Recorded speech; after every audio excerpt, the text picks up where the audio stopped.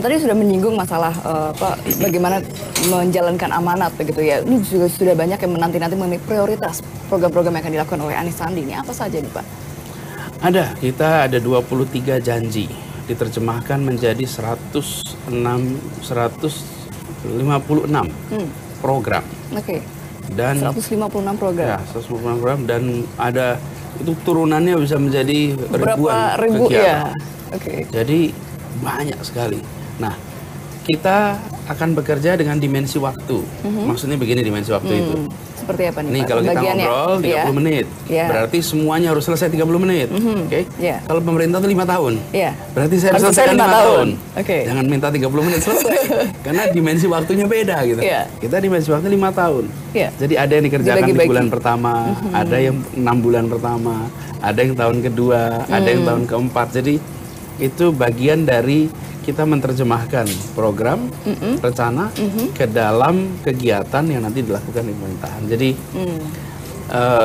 karena itu saya katakan menilailah seorang pemimpin dimanapun bukan dari apa yang Anda lihat, tetapi dari rencananya. Anda berencana apa, kenyataannya jadi apa. Terlaksana atau perusahaan tidak. Manapun juga begitu. Ada visi dan misinya begitu ya. Satu misi tapi rencana. Nih kalau kami punya 23 program, 23 rencana janji. 156 program. Oke. Nanti lihat 5 tahun lagi. Ini jadi seperti apa? Di situ dinilai. Jadi jangan pencitraan sebulan pertama, 2 bulan pertama, itu bukan fokusnya. Kalau biasanya kan ada pemimpin-pemimpin yang mengatakan program 100 hari begitu. Ada, kita prioritas hal-hal awal gitu ya. Tetapi kita tahu bahwa ujungnya, kalau saya tanya, ingat nggak 100 hari 5 tahun lalu? Enggak Pak, udah nggak ingat lah. Exactly. Jadi harus googling dulu. Kita sebenarnya menginginkan perubahan yang fundamental, perubahan yang berdampak, yang dirasakan, yang bisa diingat dan dirasakan. Dan itu seringkali harus sistemik. Itu yang mau kita lakukan. Oke. Nah itu kan berarti bentuknya juga kerjasama, baik dengan Bang Sandi, nanti juga dengan para pejabat-pejabat Pemprov gitu ya Pak. Nah apakah juga akan menggantikan langsung melakukan perombakan gitu Pak, atau bagaimana nantinya? Begini. Di birokrasi itu ada tata aturannya. Menyangkut dengan personalia. Yang kita inginkan nomor 1 adalah semua yang mengerjakan itu kompeten. Kompeten itu dia memiliki keahlian di bidangnya, memiliki relevansi dengan apa yang dia kerjakan, ada kriterianya, itu kita pilih. Dan kita tidak berencana melakukan perombakan langsung. Ini programnya, kita minta Anda laksanakan. Ini KPI-nya. Mencapai target atau tidak? Bulan ini, Anda kerjakan. Kalau Anda tidak bisa kerjakan, saya ganti dengan orang yang bisa mengerjakan. Ukurannya dari situ. Jadi ya? Tujuan saya bukan mengganti orang. Tujuan saya adalah programnya jalan. Kalau Anda tidak bisa jalankan, saya cari orang yang bisa jalankan. Karena tujuan saya program jalan. Lain kalau saya datang langsung merombak. Itu tujuan saya merombak. Bukan, tujuan saya menjalankan program. Dan bila yang ada sekarang bisa laksanakan, maka go ahead, kita jalankan. Bila Anda tidak bisa laksanakan, maka mundur aja. Saya cari orang yang bisa laksanakan. Jadi sederhana, kita ingin janji kita terlaksana dan kita ingin birokrasi menjalankannya. Kalau Anda merasa tidak bisa, Anda mundur. Saya carikan orang lain.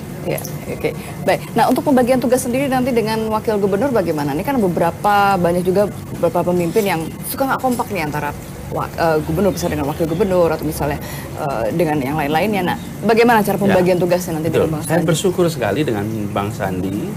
Beliau lebih lama dalam proses kampanye di Jakarta dan kita dekat secara pribadi. Istri saya dan istrinya Bang Sandi juga dekat secara pribadi. Apalagi ibu saya dan ibunya Bang Sandi itu bersahabat sejak tahun 60-an. Karena mereka sekelas di zaman kuliah. Jadi tidak sengaja pada lewat itu ya? Tidak tahu. Maksudnya ketika sudah menjadi mereka berteman terus. Kalau ibunya Sandi ke Jogja, mampir ke rumah. Ibu saya ke sini, mampir ke tempatnya Bang Sandi. Tapi kami tidak pernah membayangkan bahwa anak dua ibu ini akan menjadi pasangan. Pernah terbayang. Jadi kami dekat, kami menjaga agar kebersamaan ini bisa berjalan dengan baik ke depan. Karena itu cara kita membagi tugas tidak dengan dibagi-bagi ini sektor pegang ini ke siapa, sektor ini tidak. Kita jalan sama-sama.